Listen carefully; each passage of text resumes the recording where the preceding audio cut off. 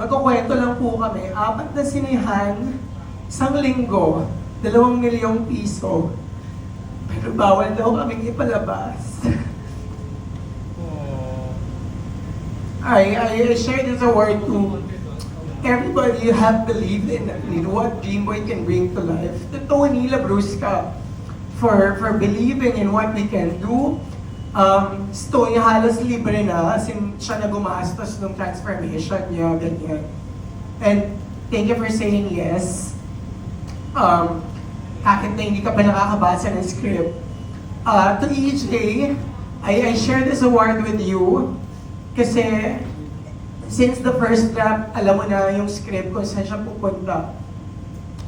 To Mix, may award ka na. To Arnex, our editor, to Malay, to Chippy, to Silas, to Iman, to Tonetta Daone for actually being one of my, hindi niya kino-consider na mentor ko siya, but I learned so much from you.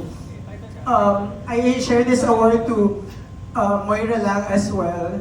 Thank you for inspiring that trans people like us can actually take the screen and write our own story. Siguro, sorry, ang haba talaga, pero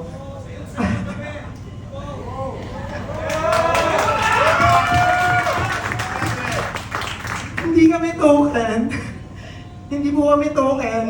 At this award remind everybody that sa isang sining malaya, ang mga kwentong tulad ni Dreamboy at na lahat ng ginawa ng mga direktor sa kauna-unahang sinisilip, hindi lang dapat ito sinisilip, dapat pinapanalo natin. Thank you po.